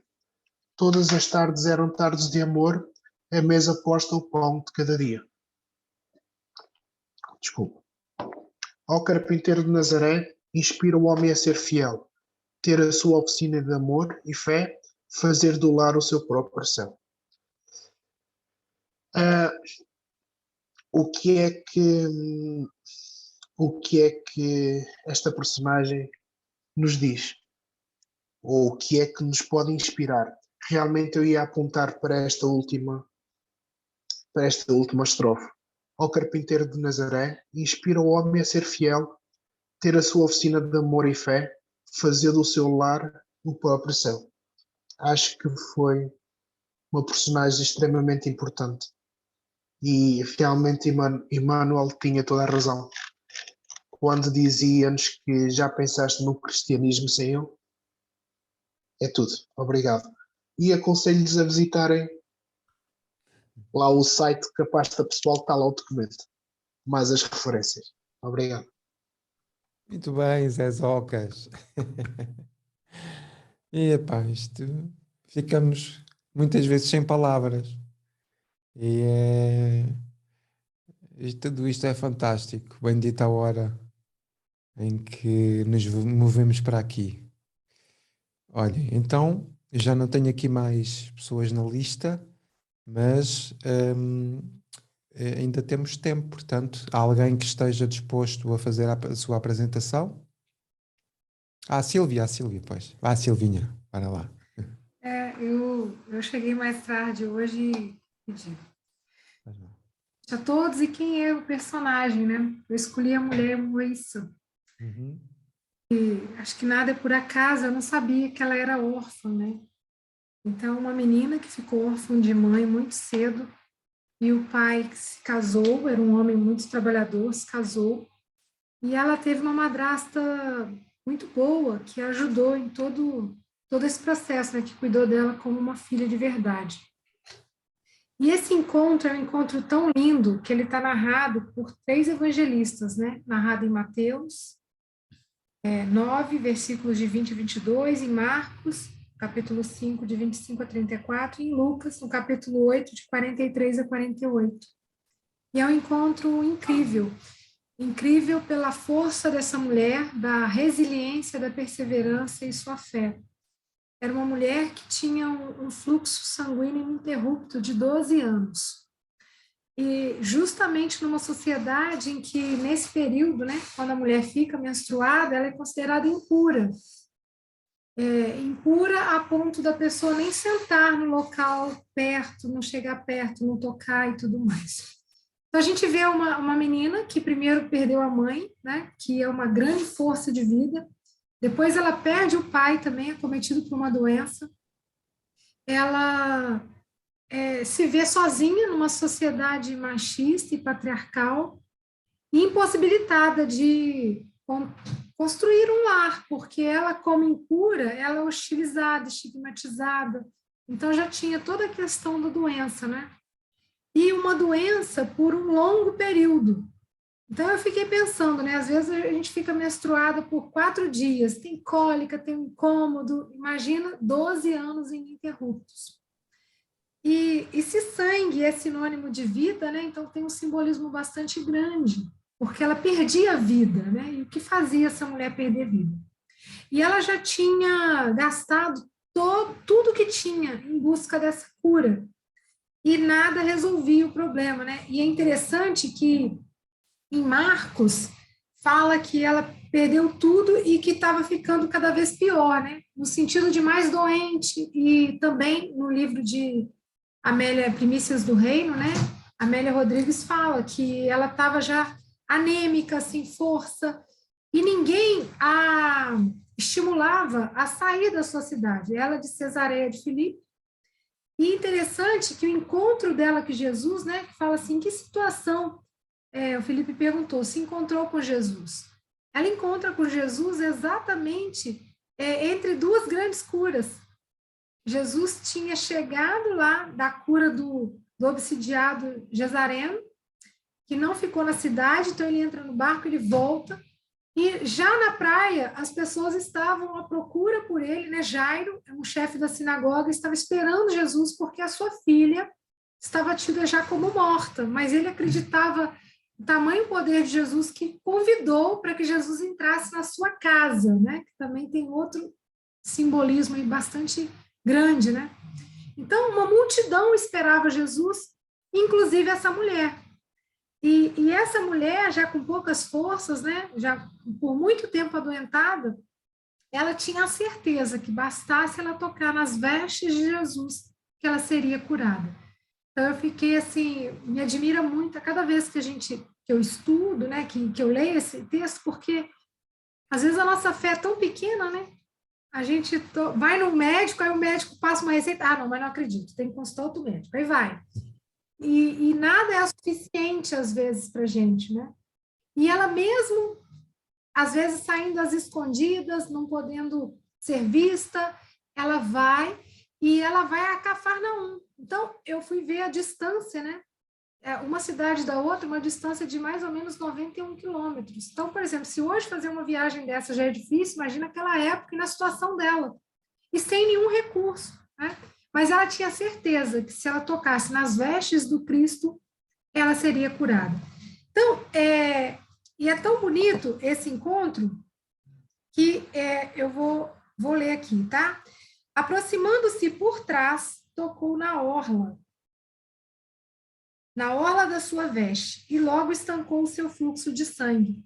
Então, é interessante também quando fala assim, né, ela se colocou por trás. Então, se Jesus é um guia e modelo, ele vai à frente. E ela estava atrás, realmente, querendo muito aquela cura. E tocou nas vestes, né? Então, e aqui o Haroldo coloca no Novo Testamento que nas vestes, né, na orla, né, na barra da veste, era tecido, né, em azul, muito lindo, as leis, né, para que o judeu pudesse lembrar sempre do cumprimento das leis. Então, isso também deve ter um simbolismo aí por trás disso, né, dela tocar, ou seja, eu seguindo as leis, eu sei que eu tomando posse disso, isso vai me ser curado. E na mesma hora, o seu fluxo estancou. E Jesus, né, perguntou, quem me tocou? E é engraçado, porque eu fico sempre imaginando essa cena, né? E Pedro fala, Senhor, pelo amor de Deus, né? Tá aqui uma multidão, todo mundo te apertando, te esbarrando, e você pergunta quem me tocou? E no fundo, com certeza, Jesus sabia quem era, porque ele conhece a todos nós. Mas eu acho que era mais uma maneira dele chamar a atenção para aquele ensinamento, daquele momento, para que outras pessoas percebessem a realidade daquela mulher, naquela busca incessante. Porque em muitas das curas a gente vê o processo de um encontro, mas aqui não, a gente vê muito a busca dessa mulher. Então, ela corre atrás daquilo que ela tanto deseja, né? E claro que de Jesus sai, né? Então, aí Jesus explica, alguém me tocou porque percebi um poder que saiu de mim. Então, ele sente, né, naquele fluxo que essa mulher... E aí, a mulher que já estava, né, imagino, né, encostei nele, agora ele sentiu, o que vai acontecer comigo, né, o medo dela, estava trêmula, e ela se jogou aos pés de Jesus numa atitude de muita humildade, de reconhecimento, de gratidão, e diante dele ela relatou tudo, né, e também diante do povo toda a história dela, e por qual razão ela tinha tocado ele, e como ela tinha sido curada imediatamente. E aí, gente, uma das coisas que eu achei a coisa mais linda, né? É como ele fala carinhosamente com ela.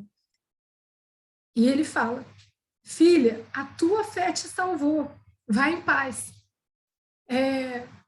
Mostrando assim uma intimidade tão grande, um amor tão grande, né? E quem que eu chamo de filha, né? E como assim, na condição de filha, né? É também uma condição de herdeira, né? Então, é muito lindo. E vai em paz, né? Olha, você está livre, né?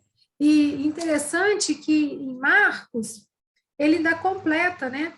Ó, filha, tua fé te salvou. Vai em paz e permanece curada do teu flagelo. Então, o que que a gente percebe aqui, né? Uma pessoa que tinha um padecimento intenso, que estudando a análise da vida dela naquele momento, a gente sabe que não é uma causa atual das aflições, mas algo que ela estava ali, o quê? Recuperando, né? Reparando coisas muito profundas, né? Um sofrimento muito prolongado. Então, já mostra para a gente aí algo muito profundo. E as fragilidades, né? Era uma pessoa estigmatizada, e aí eu trazendo para os nossos dias, né? Quantas de nós mulheres ainda somos estigmatizadas, não valorizadas, né? Às vezes discriminadas pelo simples fato de sermos mulher. Então, eu não sei como são as leis aí em Portugal, né? Mas aqui no Brasil a gente ainda tem muito, né? Uma discrepância muito grande, às vezes, de cargos, salários, carreiras que compete à mulher. Então, a gente ainda tem muito enraizado esse machismo, né? É que faz com que não reconheça, né? E tão interessante que Jesus, naquela época, já tratava todas nós como iguais, né? E as mulheres têm figuras muito lindas, né? Como a gente tem visto aqui nos estudos, presentes, marcantes mesmo no Evangelho. Quais são as virtudes, né? Nossa, uma fé profunda, maior que ela, maior que tudo que ela estava enfrentando. E eu fico pensando, né? Se eu no lugar dela eu já não teria desistido, né? Poxa, já gastei todos os meus recursos, agora só me resta esperar a morte. E ela não, e ela queria a vida, né? Então, uma luta muito grande pela vida e um acreditar, até no esvair das últimas forças, ela reunir todas as forças e buscar a cura, né? E o que eu mais gosto nela? Tudo, né? Eu gosto muito dessa perseverança, eu aprendo muito com ela nesse sentido de da gente não esmorecer, porque às vezes a cura está só a mais um passo, né? E ela estava, né, a 2 passos de Jesus, e ela se estica toda, encosta só nas vestes, né? Ela não precisa de muito também. Assim, não teve o que eu menos gostasse, sabe? Porque para mim foi um exemplo muito grande. E o que que eu posso aprender com essa personagem? A não desistir, a ser uma lutadora, a percorrer, a lutar pela vida, né? E o que que me fez me questionar assim, por onde a vida me vai, né? Por onde eu perco vida e o que me faz ganhar vida, né? Que as doenças são reflexos no corpo, mas de questões da alma, né?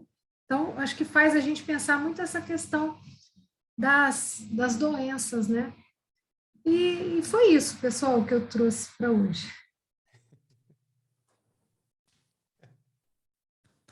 Muito bem, Silvia.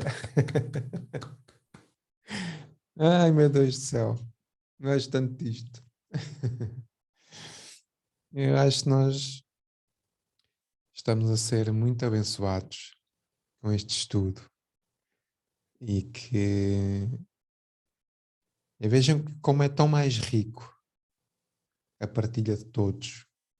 Como é mais rico nós vermos a essência de cada um a vir ao de cima, vermos o nosso esforço. Isso é tão bonito.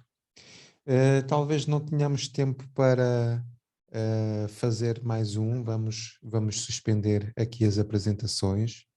Só para finalizar, estava-me aqui a recordar que nós estamos a falar de vidas.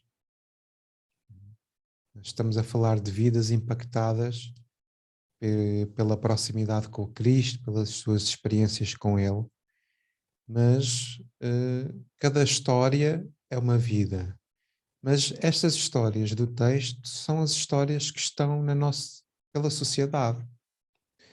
Nós temos pessoas que estão altamente obsidiadas, temos pessoas que estão completamente na lama, temos pessoas que vivem vidas com máscaras, temos pessoas que têm posições sociais enormíssimas e depois são os tristes. E isso é viver num mundo de provas e expiações. E se a gente trouxer, através da nossa vida, esta transformação que o Cristo faz em nós podemos chamar muitas pessoas para perto dele. Porque houve um dia que alguém nos chamou para perto dele.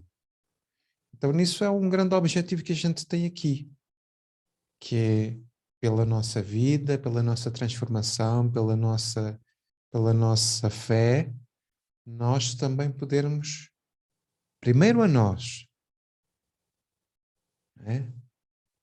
E depois de nós recuperados, porque nós também temos muitas dores. Nós somos almas muito aflitas. Nós somos almas que caminham com grandes dificuldades. Todos nós. Todos nós temos estas inquietações íntimas, temos estas ansiedades, temos estas fragilidades de todas estas personagens, porque somos mais uns como eles. Mas todos aqueles que se aproximam de Jesus, nós já vimos em todos eles. Todos ficam transformados.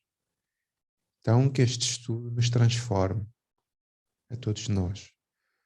E peço muito a Deus que a gente nos possamos transformar em conjunto para que a gente dê testemunho desta vida boa que é estarmos próximos dele. Muito bem, então olhem, a Rosa trouxe aqui a informação de que hoje é o aniversário da Amélia Rodrigues. Amélia Rodrigues é uma autora que psicografa pela mão do Divaldo Franco. Ela tem 10 obras psicografadas pelo Divaldo Franco e são obras, como vocês já viram, fundamentais para o nosso estudo do NEP. Portanto, a Amélia Rodrigues traz detalhes preciosos, traz uma escrita muito detalhada que nos ajuda a entender e a contextualizar as passagens do Evangelho que ela comenta com muitos detalhes. Então, como forma de homenagear este grande espírito, eu ia desafiar aqui a Rosa, se ela pudesse, de escolher assim aleatoriamente uma mensagem da Amélia Rodrigues e que nos leia. Pode ser, Rosa? Pode? Tens aí? Tens? Então, olha, eu até vou pôr aqui uma musiquinha. Queres ver? Vamos ver aqui. Para celebrarmos, porque estes espíritos estão comprometidos com o Evangelho. E certamente que eles se alegrarão muito, não é, de verem um grupo como o nosso. Então, olhem, deixa-me aqui buscar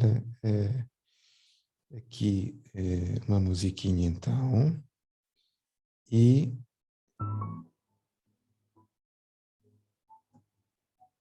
Rosa, a palavra é tua. Você quer uma mensagem dela? Uma leitura, faz uma leitura. Abre o calhas e lê. Eu tenho mais em espanhol, eu preciso... Bom, uma mensagem pequena? É o que tu quiseres. Porque eu falo portunhol. Não faz mal. Ok. Evangelização espírita é sol nas almas, clareando o mundo inteiro sob as constelações das estrelas dos céus, que são os bem-aventurados do Senhor empenhados em seu nome, pela transformação urgente da terra em mundo de regeneração e paz. Amélia Rodrigues. Que assim seja. Obrigado, Rosa. Obrigado. Então, vou fazer a prece de encerramento dos nossos trabalhos. E o que é bom, muitas vezes dura pouco, não é? E é esta sensação que nós temos. Não sei se acontece convosco, mas acontece comigo. É um privilégio partilhar este espaço convosco e Jesus nos ajude a estar cada vez mais próximo dele. Então vamos orar como uma forma de gratidão por todas estas personagens que cada dia vamos compreendendo um pouco melhor e vamos vendo neles também a nós. Então, amado Mestre, nós aqui com os corações alegres porque vamos a pouco e pouco compreendendo também um pouco melhor aquilo que é a proposta que tens para cada um de nós. E isso, Senhor, nós ficamos sem palavras quando sentimos as irradiações generosas, amorosas do teu divino amor, que a tua luz possa encaminhar os nossos passos.